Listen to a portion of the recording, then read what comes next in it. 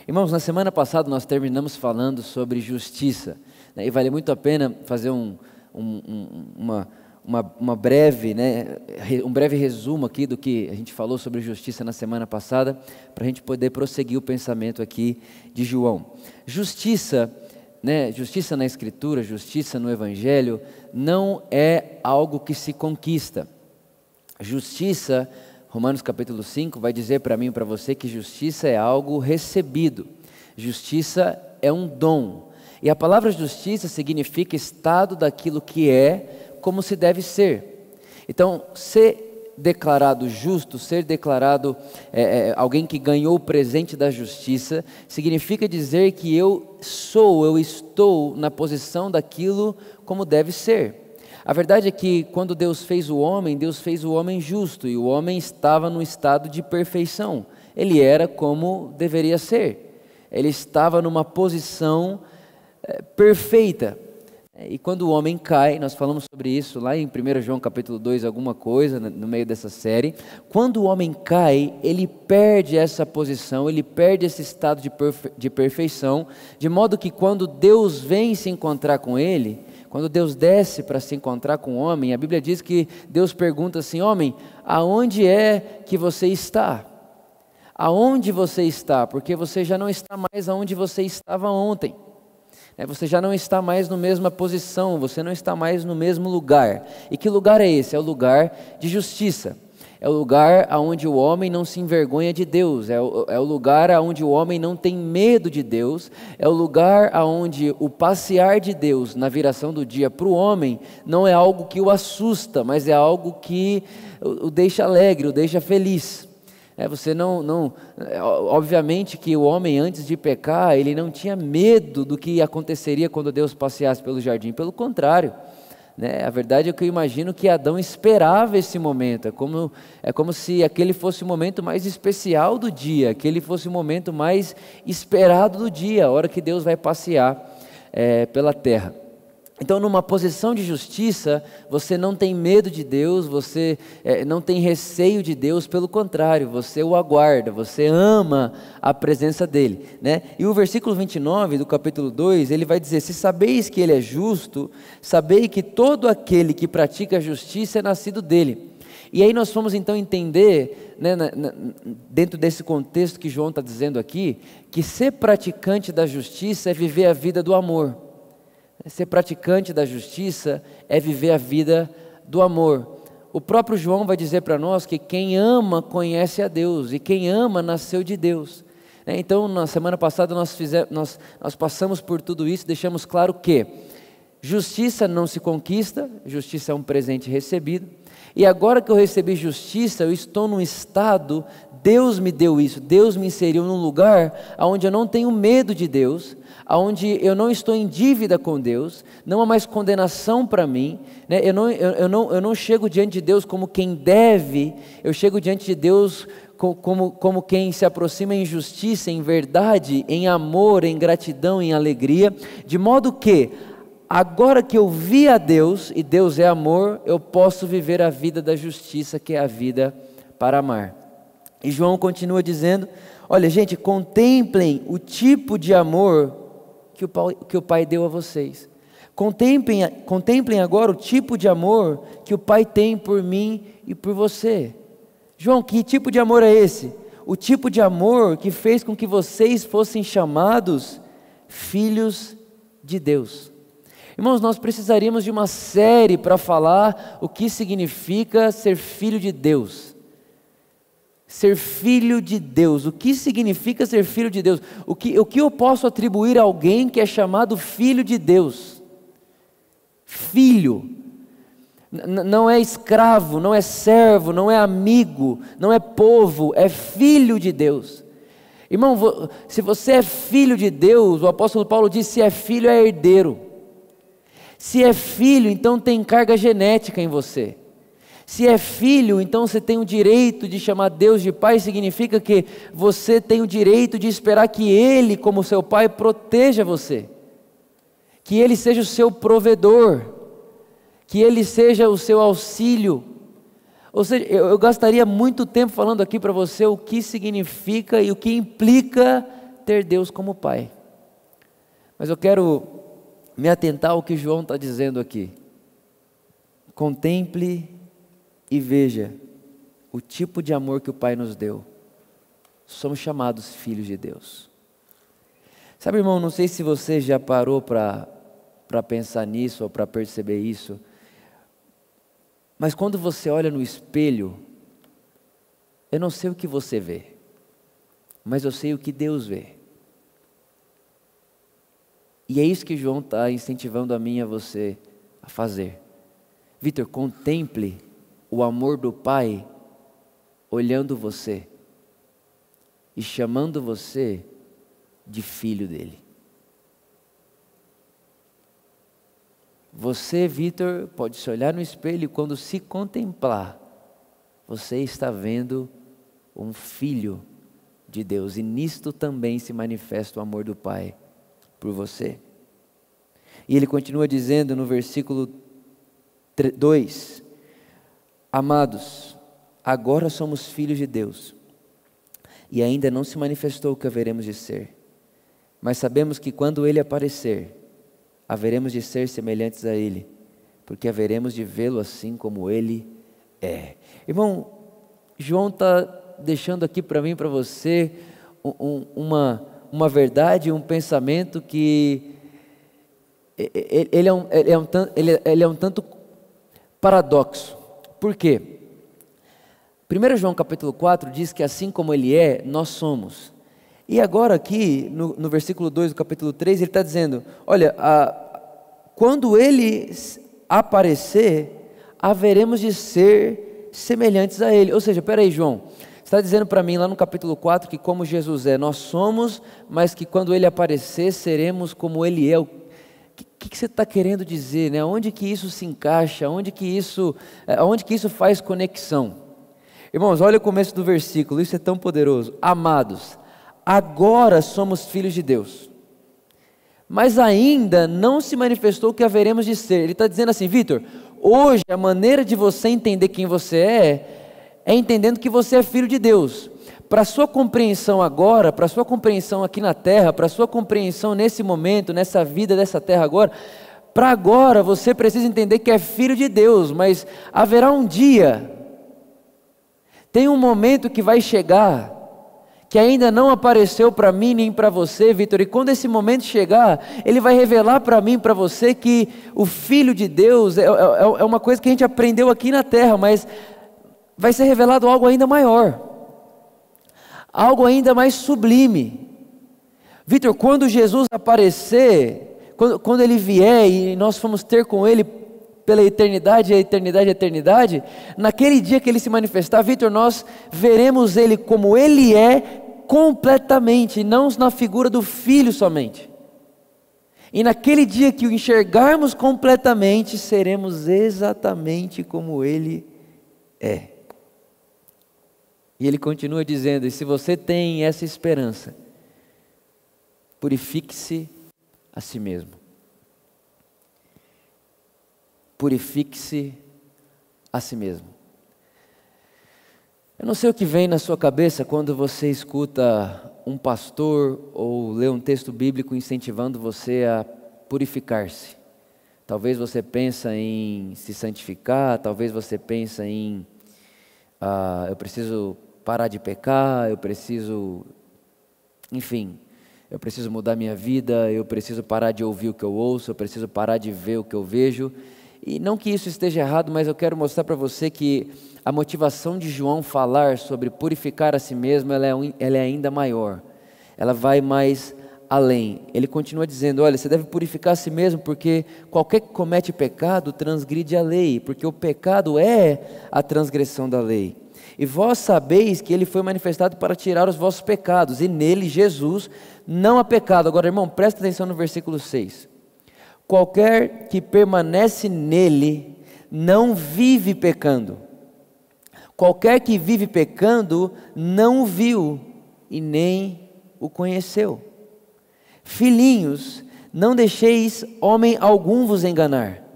Aquele que pratica a justiça é justo, assim como Ele é justo. Irmãos, o que é praticar a justiça? Falamos domingo passado. Praticar a justiça é a vida do amor. Praticar a justiça é viver a vida em obediência a Jesus Cristo. Jesus disse: aquele que me ama obedece os meus mandamentos. A pergunta é: qual é o mandamento de Jesus? Ele vai explicar. Aquele que comete pecado é do diabo, porque o diabo peca desde o princípio. Mas para esse propósito o Filho de Deus foi manifestado, para que pudesse destruir as obras do diabo. De modo que aquele que é nascido de Deus não vive no pecado, porque a sua semente, a semente de Deus, permanece nele, e ele já não pode viver no pecado, porque nasceu de Deus. Nisto, verso 10, os filhos de Deus são manifestos. Aquele que não pratica a justiça não é de Deus, tampouco aquele que não ama o seu irmão. O verso 11, porque esta é a mensagem que ouviste desde o princípio, que devemos amar uns aos outros.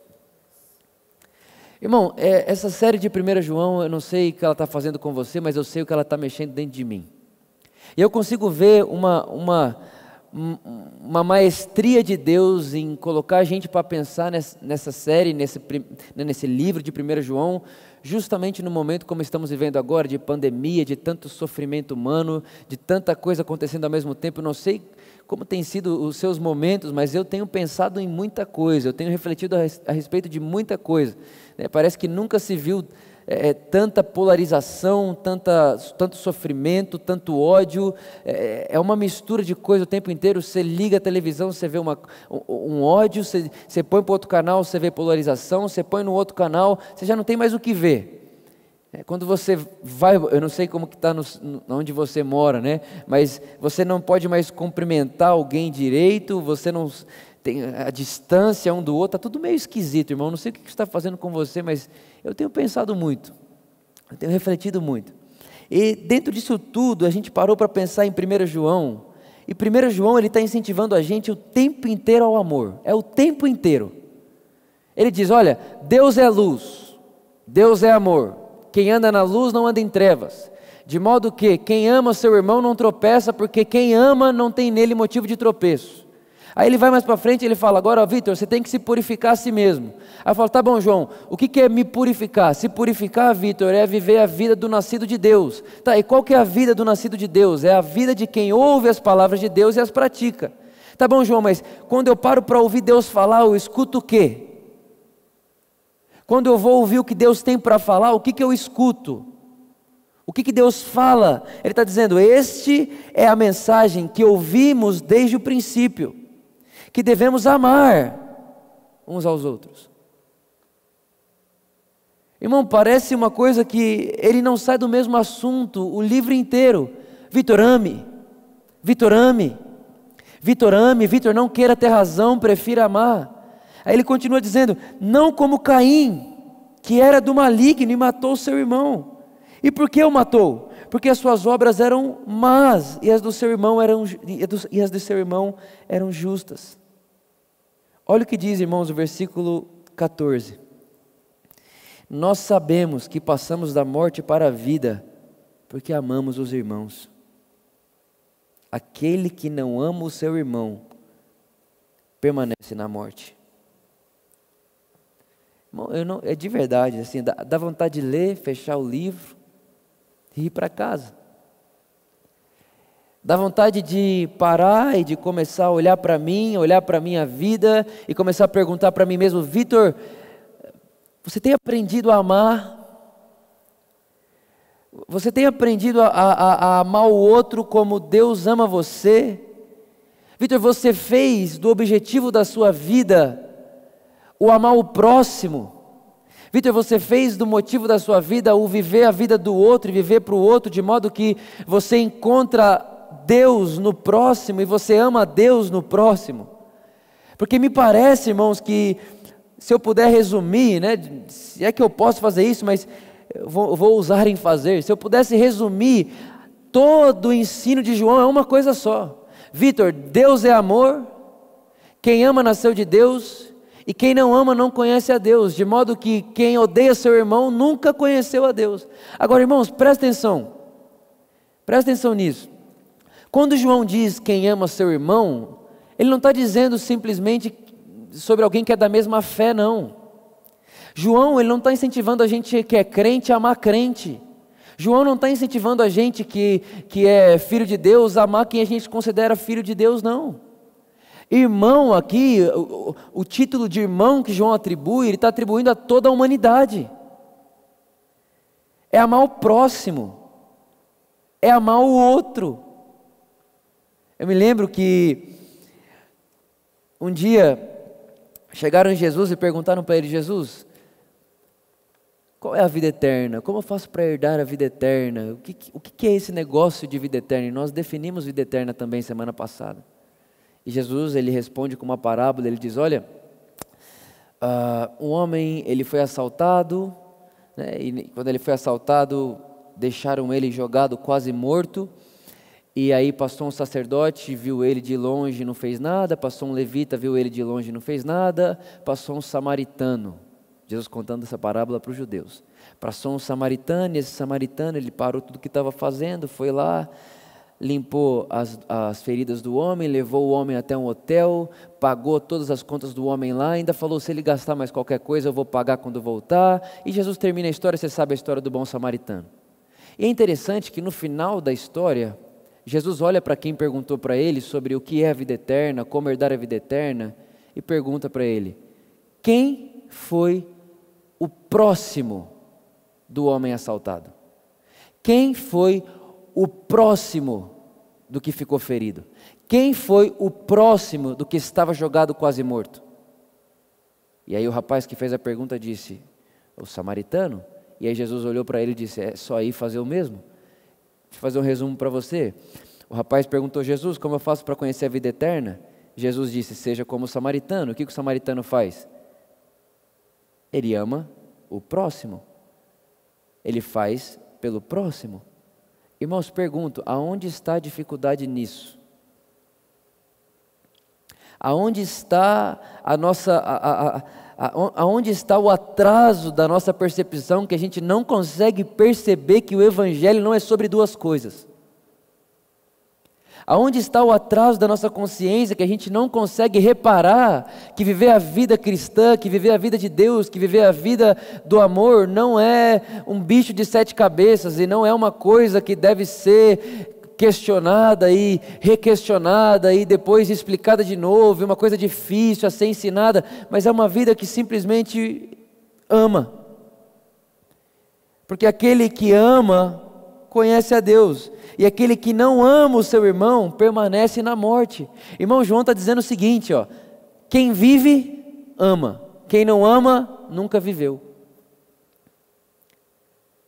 Quem vive ama, e quem não ama, nunca viveu. Agora a pergunta é: que amor é esse?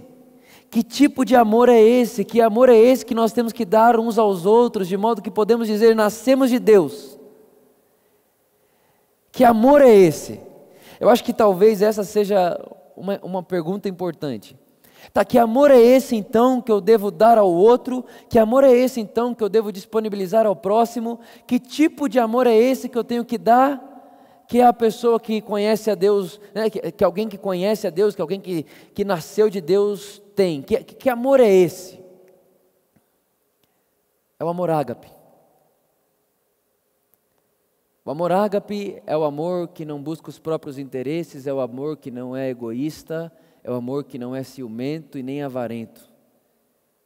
É um amor que, entre matar e morrer, escolhe morrer.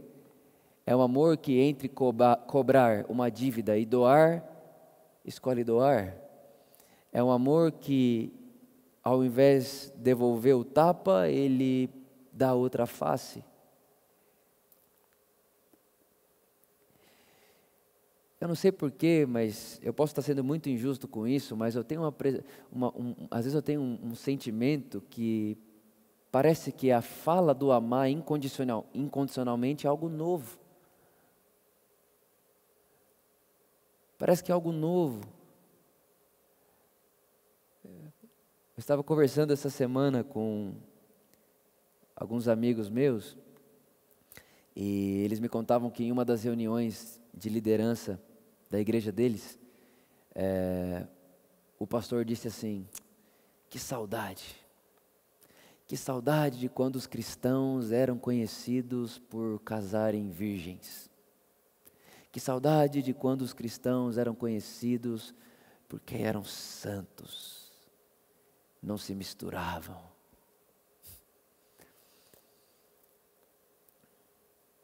E ela me contando aquilo, eu olhando para aquilo e eu dizendo: meu Deus do céu, aonde foi que complicaram tanto as palavras de Jesus?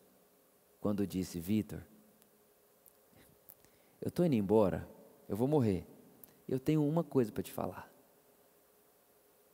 Agora que você me assistiu amando você, vai e faça o mesmo.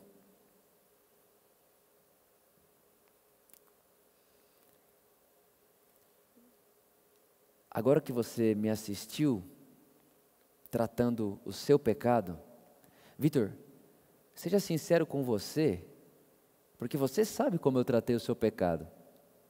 Nunca te condenei, nunca te julguei e nem te excluí. Agora que você viu o que eu fiz com o seu pecado, faça com o do outro.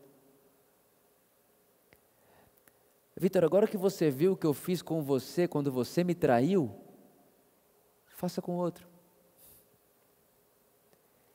E essa é a sociedade que Deus sonha, irmãos. Esse é o reino de Deus. Esse é o lugar que Deus, essa é a perfeita vontade de Deus. É um lugar, é um ambiente, é uma sociedade onde há esse amor um pelo outro, um amor incondicional, um amor que não espera nada em troca. É um amor que dá, porque sabe que Jesus deu. É um amor que transborda, porque foi plenamente preenchido pelo amor de Deus. E o último verso que eu quero ler para você é o versículo 16. Nisto percebemos o amor de Deus. Nisto percebemos o amor de Deus. Irmãos, nisto percebemos o amor de Deus, porque Ele deu a sua vida por nós, e nós devemos dar as nossas vidas pelos nossos irmãos. Nisto percebemos o amor de Deus. Nisto que? Deus deu sua vida por nós, e agora nós podemos dar a vida pelos nossos irmãos. Ponto. Simples, brilhante, maravilhoso, coisa mais linda, irmão. Por isso eu e você que temos Jesus, nós que vivemos, conscientes do Evangelho, conscientes do amor de Deus, irmãos, nós somos retratos desse amor.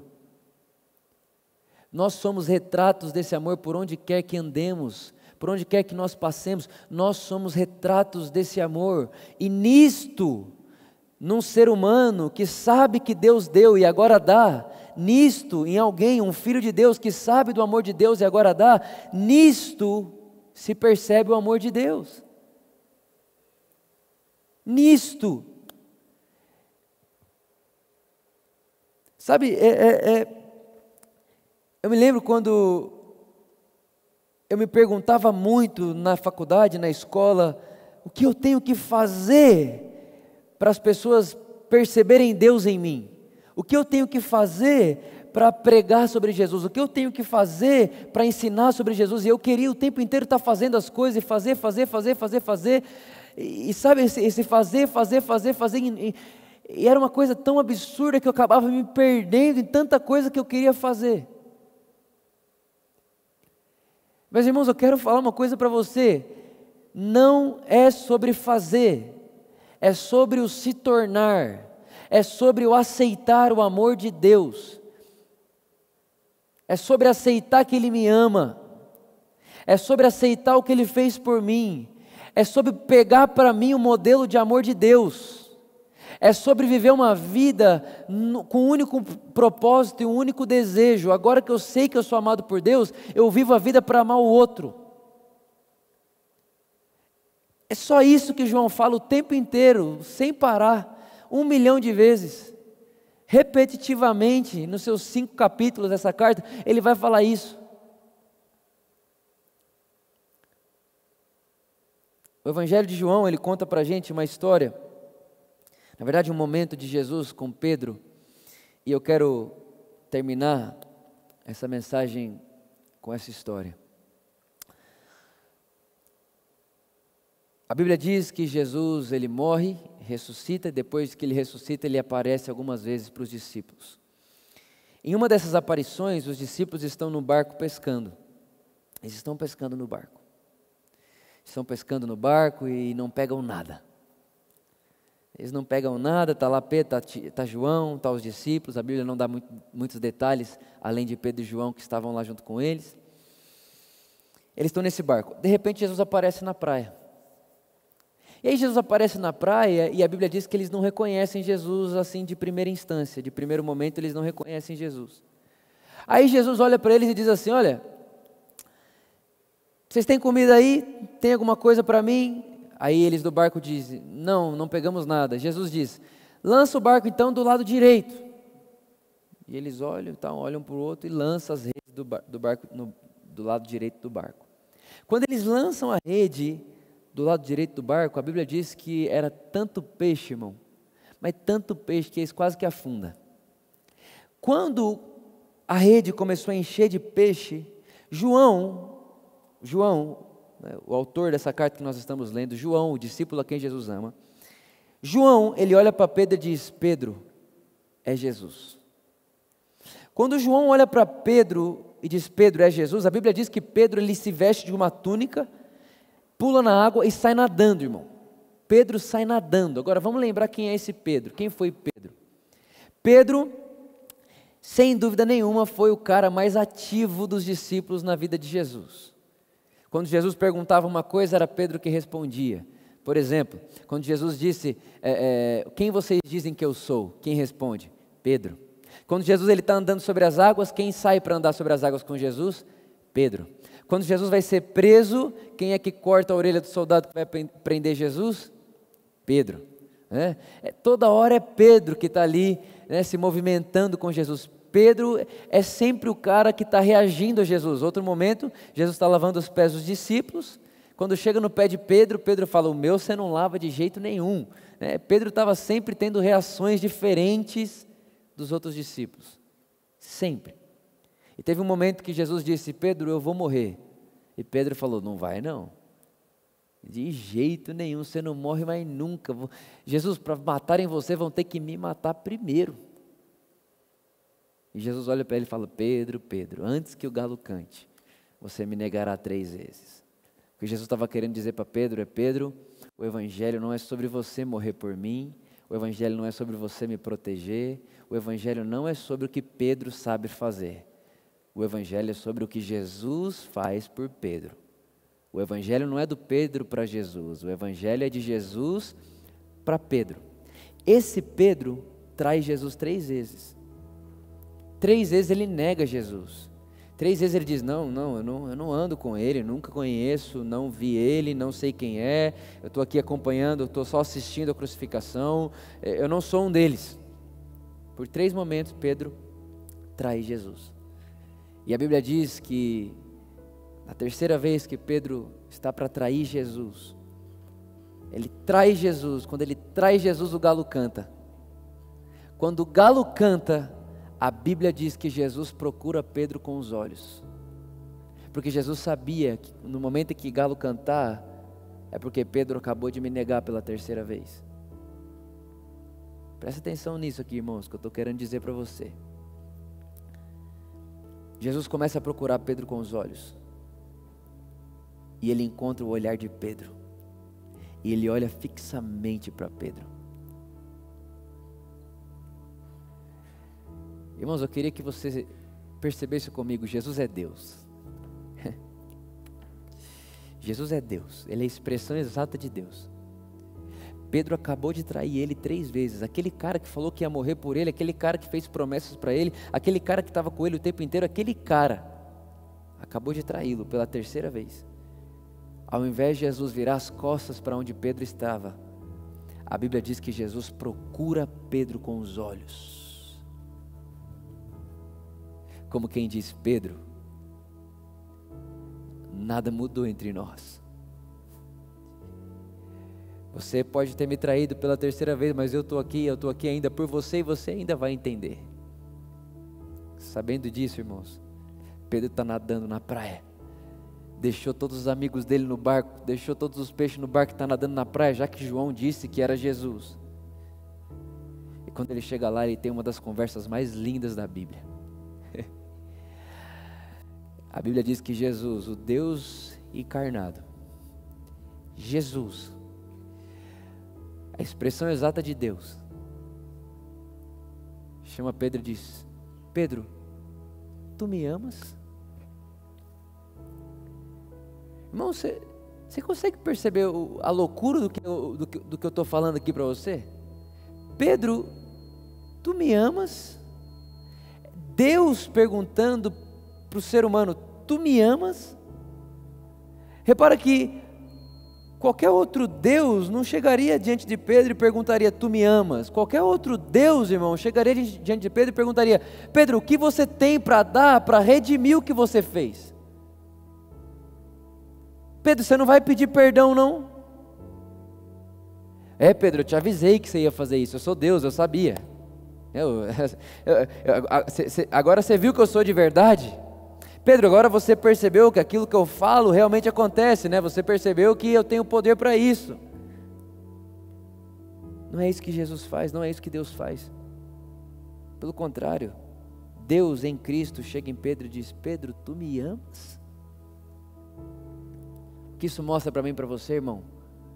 Um Deus afetivo, um Deus pessoal, um Deus relação. Irmãos, o que faz de Jesus ser Deus e o único Deus, não é que Ele é mais forte que tudo, não é, o que diferencia o Deus do cristão para qualquer outro Deus, não é que o Deus do cristão é o mais forte, o Deus do cristão é o mais alto, não, é que o nosso Deus é o Deus que não pede sacrifício, mas se entrega como sacrifício. A diferença de qualquer outro Deus e o nosso Deus é que o nosso Deus, Ele não mata para reinar, Ele morre para servir. A diferença de qualquer outro Deus e o nosso Deus é que o nosso Deus não constrói uma pirâmide onde Ele senta lá em cima e Ele ordena tudo, e tudo é dele, tudo volta para o centro do seu próprio ego. O Deus do Evangelho não é egoísta. O Deus do Evangelho, ele não é para Ele. Ele vem até alguém que acabou de traí-lo e pergunta: tu me amas?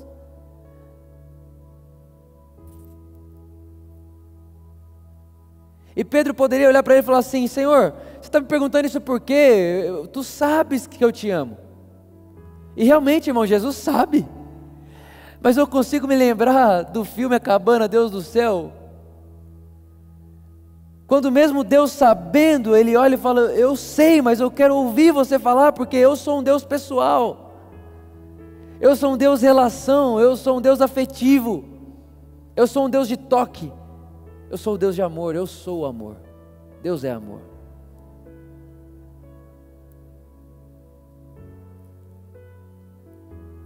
Nisto percebemos o amor de Deus. Ele deu sua vida por nós. E agora que nós vimos que o nosso Deus é um Deus que pergunta: tu me amas? E agora que nós vimos que o nosso Deus, revelado em Cristo Jesus, toda a verdade de Deus está em Cristo, e agora que nós vimos isso, e agora que nós percebemos isso, irmão, nós não sabemos mais, nós não conseguimos mais ser apático ao outro, nós não conseguimos mais ser ignorantes ao outro, nós não conseguimos mais ser simplesmente deixar o outro jogado lá, como o samaritano, né, com a parábola do bom samaritano. A gente já não consegue mais perceber alguém do nosso lado e não ser o próximo desse alguém.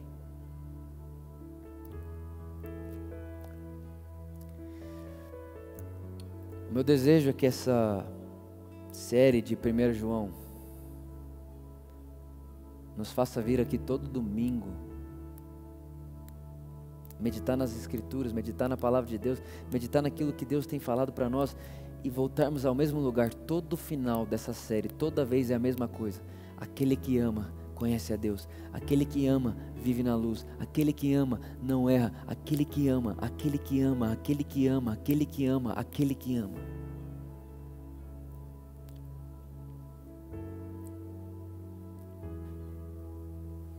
Por isso, meu irmão, minha irmã, nisto percebemos o amor.